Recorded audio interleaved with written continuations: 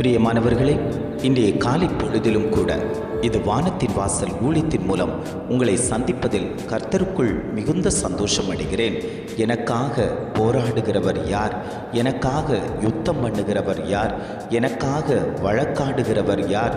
நான் பல போராட்டங்களுக்குள், பல பிரச்சனைகளுக்குள், பல பாடுகளுக்குள் இருந்து கொடுக்கிறேனே, எனக்காக உதவி செய்ய வருகிறவர் யார் என்று தேவ சமூகத்தில் காத்திருந்து ஜெபித்து கொண்டிருக்கிறீர்கள் அல்லவோ? உங்களை பார்த்துத்தான் ஆண்டவர் சொல்கிறார், உனக்காக யுத்தம் பண்ணுவதற்கு யுத்ததாரியாய் உன் குடும்பத்தில் நான் இருக்கிறேன் என்று ஆவியானவர் இன்றைய காலை பொழுதில் ஒவ்வொரு குடும்பங்களையும் பார்த்து ஆண்டவர் வாக்கு கொடுத்து கொண்டிருக்கிறார். இன்றைய காலை பொழுதிலும் கூட ஆண்டவர் நமக்கு தரக்கூடிய நல்ல வார்த்தை என்னவென்றால், யாத்ராகமம் 14ஆம் அதிகாரம் 14ஆம் வசனம் இவ்வாறாக சொல்லுகிறது, கர்த்தர் உங்களுக்காக யுத்தம் பண்ணுவார், நீங்கள் சும்மா இருப்பீர்கள். ஆண்டவர் குடும்பங்களை பார்த்து சொல்லுகிறார், உங்களுக்காக யுத்தம் பண்ணக்கூடிய தகப்பன் உங்கள் நடுவில் வாசம் பண்ணி கொண்டிருக்கிறார். சத்துருக்களை அழிப்பதற்கு, சத்துருக்களை வெட்டுவதற்கு, சத்துருக்களை நிர்மூலம் பண்ணுவதற்கு, உங்களுக்கு விரோதமாய் எதிரிடையாய் வரக்கூடிய பல போராட்டங்களை நிர்மூலம் பண்ணுவதற்கு ஆவியானவர் உங்கள் குடும்பத்தில் யுத்தம் பண்ணக்கூடியவராய் இன்றைக்கு ஜீவனோடு உங்களோடு கூட இருக்கிறேன் என்று ஆவியானவர் குடும்பங்களை பார்த்து ஆண்டவர் பேசிக் கொண்டிருக்கிறார். ஒரு கோலியாத் இஸ்ரவேல் சாம்ராஜ்யத்தில் சவால் விட்டு கொண்டிருந்தான். அவனை யுத்தம் பண்ணுவதற்கு ஒருவரும் வர முடியாத சூழ்நிலையில் அந்த ஜனம் பாதிக்கப்பட்டு திக்கு திணறிக்கொண்டு, சவுலினுடைய இராணுவங்கள் அநேகம் இருந்த போதிலும் ஒரு கோலியாத்தை வெல்ல முடியாமல் திணறிக்கொண்டிருந்த வேளையில் கர்த்தர் யுத்தம் பண்ணுவதற்காக ஒரு தாவீதை எழுப்பி கொண்டு வந்தாரேயானால், கவனில் அவன் கூழாங்கல்லை எடுத்து அடித்த போது அவன் முகங்குப்புற விழுந்து மாண்டான் என்று வேதம் எழுதப்பட்டது போல ஆண்டவர் சொல்லுகிறார், உங்கள் குடும்பத்தில் கோலியாத்தின் வல்லமைகள் எழும்பி கொண்டிருக்கிறதா? உங்களை வெட்டுவேன், வீழ்த்துவேன்னு சொல்லி உங்களுக்கு விரோதமாய் எழும்புகிறார்களா? சத்துருக்கள் அதிகரித்து கொண்டிருக்கிறார்களா? நாளுக்கு நாள் பெருகி கொண்டிருக்கிறார்களா? பயப்பட வேண்டாம், உங்களுக்காக யுத்தம் பண்ணுவதற்கு நான் இருக்கிறேன் என்று ஆவியானவர் உங்களோடு கூட பேசிக் கொண்டிருக்கிறார். அந்த நல்ல தகப்பன் தான் உங்களை பார்த்து சொல்லுகிறார், பயப்படாதே, நான் உன்னோடு கூட இருக்கிறேன். இந்த சத்துருக்களை கண்டு நீ எதற்கு பயப்பட்டு கொண்டிருக்கிறாய்? இந்த சத்துருக்களை கண்டு ஏன் வேதனைப்பட்டு கொண்டிருக்கிறாய்?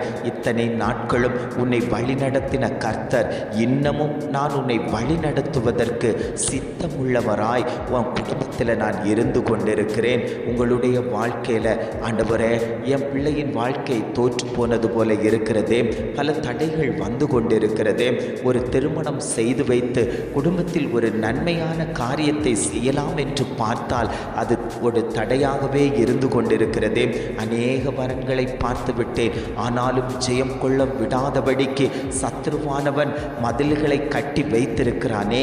இந்த மதில்களை எப்படி நான் தாண்டுவேன்? இந்த மதில்கள் எப்பொழுது எனக்கு உடைக்கப்படும்? எரிகோ போல கோட்டையை கட்டி வைத்திருக்கிறானேன்னு சொல்லி அநேக பிரச்சனைகளோடு தேவ சமூகத்தில் அமர்ந்திருக்கிறீர்கள். கடன் என்கிற ஒரு பாரம் என்னை அழுத்தி கொண்டிருக்கிறது. என் ஜீவனை பறித்து கொள்வதற்காக அந்த பாரம் என்னை நெருக்கி கொண்டிருக்கிறது. இதிலிருந்து நான் விடுதலை பெற்றுக்கொள்ள முடியாது, இதிலிருந்து நான் ஜெயத்தை பெற்றுக்கொள்ள முடியாது. சத்துருக்கள் என் வீட்டின் முன்பாக வந்து நின்று கொண்டிருக்கிறார்கள். காலையில் எழும்பின உடனே சத்துருக்களுடைய வார்த்தைகளை கேட்க வேண்டியதாக இருக்கிறது. அதை கேட்டவுடன் என்னால் ஜெபிக்க முடியவில்லை, தேவ சமூகத்தில் இருந்து கொடுக்க முடியவில்லை. நான் அழுகையும் கண்ணீருமாய் என் வாழ்க்கையை நடத்தி கொண்டிருக்கிறேன் என்று அழுது கொண்டிருக்கக்கூடிய அநேக குடும்பங்கள் உண்டு. வியாதியோடு இந்த வியாதி என்னிடத்திலிருந்து எப்பொழுது மாறும்? அநேக மருத்துவர்களை நாடி சென்று விட்டேன், அநேக வைத்தியசாலைகளை நாடி சென்று விட்டேன். இந்த வியாதி எப்பொழுது மாறும் என்று வியாதியை குறித்து சத்ருவானவன் மூர்க்க வெறி கொண்டு மாம்சத்தை பீத்து எடுப்பதற்காக உங்கள் மத்தியில் இருந்து கொண்டிருக்கிறதை நினைத்து வருத்தப்பட்டு கொண்டிருக்கிறீர்கள் அல்லவோ? சூழ்நிலைமைகளை குறித்து வருத்தப்பட்டு கொண்டிருக்கிறீர்கள் அல்லவோ? பொருளாதாரத்தை குறித்து வருத்தப்பட்டு கொண்டிருக்கிறீர்கள் அல்லவோ? நான் அனுதினமும் யுத்தம் பண்ண வேண்டியதாக இருக்கிறது. எனக்காக போராடுவதற்கு, என் கையின் பிரயாசத்தை வர்த்திக்க பண்ணுவதற்கு யார் என்னோடு கூட இருக்கிறார் என்று பல கேள்விகளை தொடுத்து தேவ சமூகத்தில் கண்ணீர் வடித்து கொண்ட சகோதரியே, சகோதரனே, உன்னை பார்த்துத்தான் ஆண்டவர் சொல்லுகிறார், உன்னை நான் விடுவதற்கல்ல சிருஷ்டித்தது, உன்னை மேன்மைப்படுத்துவதற்காக நான் உன் குடும்பத்தில் இருக்கிறேன். யுத்ததாரியாய் நான் குடும்பத்தில் இருக்கிறேன். உன் குடும்பத்தில் இருக்கக்கூடிய சத்துருக்களை அழித்து அதம் பண்ணுவதற்கு, உன் குடும்பத்தில் வெற்றி கொடியை நாட்டுவதற்கு நான் இன்றைக்கும் சித்தமுள்ள தகப்பனாய் உன் மத்தியில் உலாவிக் கொண்டிருக்கிறேன். நீ வழிவி போக மாட்டாய். நீ பாவ வழியில் போகாத. நான் உன் கரத்தை பிடித்து வைத்திருக்கிறேன் மகனே. உன் கண்களுக்கு இன்பமாய் பல இச்சைகள் காணப்பட்டு அநேகர் வழிமாறி போய்கொண்டு சத்துருவின் கரத்தில் விழுந்து கொடுத்து கொண்டிருக்கிறார்கள். அதிலிருந்து நான் எப்படி மீளுவேன் என்று போராடி கொண்டிருக்கிறீர்கள் அல்லவோ? ஆண்டவர் சொல்லுகிறார், பாவத்தை விட்டு விலகு. நான் உன்னை மீட்டெடுப்பதற்காக, உன்னை ரட்சிப்பதற்காக நான் வல்லமை உள்ள தெய்வமாய் நான் உன் மத்தியில் உலாவிக் கொண்டிருக்கிறேன். உனக்காக யுத்தம் பண்ண போகிறேன். உனக்காக ஒரு சாம்ராஜ்யத்தை உன் கரத்தில் தரப்போகிறேன். தாவீதுக்காக ஒரு சாம்ராஜ்யத்தையே கொடுத்தாரேயானால் ஆண்டவர் சொல்லுகிறார், உன் குடும்பத்தில் சமாதானத்தை நான் கட்டளையிடப் போகிறேன். என்னுடைய சமாதானத்தை நான் உன் குடும்பத்தில் வைத்து போகிறேன். அந்த சமாதானம் உன் குடும்பத்தை ஆளுகை செய்யும். அந்த சமாதானம் நிலை வரப்படும். இத்தனை நாட்களாய் சமாதானம் இல்லாமல் தத்தளித்து கொண்டிருந்த நாட்கள் உண்டு.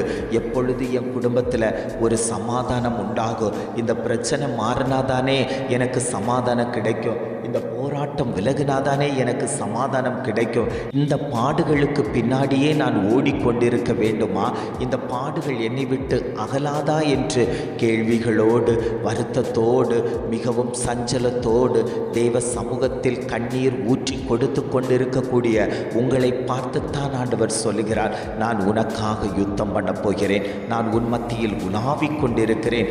எத்தனை பேர், ஆண்டவரே என் குடும்பத்தில் அந்த யுத்தம் நடக்கட்டும் ஆண்டவரே, கர்த்தருடைய சேனைகள் இறங்கட்டும் ஆண்டவரே, என் பிள்ளைகளுடைய காரியத்தில் ஒரு ஜெயத்தை கொடுப்பதற்காக கர்த்தர் யுத்தம் பண்ணுங்கப்பா, அந்த சத்துருக்களை முறியடிப்பதற்கு கர்த்தர் யுத்தம் பண்ணுங்கன்னு சொல்லி எத்தனை பேர் வாஞ்சித்து கேட்கிறீர்களோ அத்தனை பேருக்கும் ஆண்டவர் சொல்லுகிறார், நான் அந்த அபிஷேகத்தை உன் குடும்பத்தில் ஊற்றி கொடுக்க போகிறேன். உன் பிள்ளைகளுடைய காரியத்தில் ஊற்றி கொடுக்க போகிறேன். நீங்கள் வெற்றி பெறுவீர்கள். நீங்கள் யுத்தம் பண்ண வேண்டாம். நீங்கள் சும்மா இருந்து ஜெபித்தா போதும், நான் உங்களுக்காக யுத்தம் பண்ணுவேன் என்று குடும்பங்களை பார்த்து ஆண்டவர் வாக்கு கொடுத்து கொண்டிருக்கிறார். ஜெபிக்கலாமா? அன்பின் பரலோக பிதாவே, இந்த காலை பொழுதுக்காக நாங்கள் உம்மை துதிக்கிறோம், ஸ்தோத்தரிக்கிறோம் ஆண்டவரே. இந்த காலை பொழுதிலும் கூட ஆண்டவர் எங்களுக்கு தந்த நல்ல வார்த்தைகளுக்காக நாங்கள் உமக்கு நன்றி செலுத்துகிறோம் ஆண்டவரே.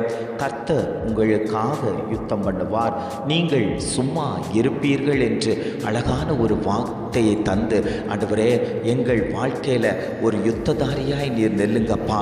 உமக்கென்று நாங்கள் ஓடக்கூடியவர்கள், உம்முடைய ராஜ்யத்தில் வந்து சேருவதற்கு பல தடைகள் எங்களுக்கு முன்பாக இருக்கிறது ஆண்டவரே. அந்த தடைகளை அகற்றிவிட்டு கர்த்தர் எங்களுக்காக யுத்தம் பண்ணும்படியாய் நாங்கள் ஜெபிக்கிறோம் ஆண்டவரே. நீர் அப்படியே செய்து விட்டதற்காக உமக்கு நாங்கள் நன்றி செலுத்துகிறோம் ஆண்டவரே.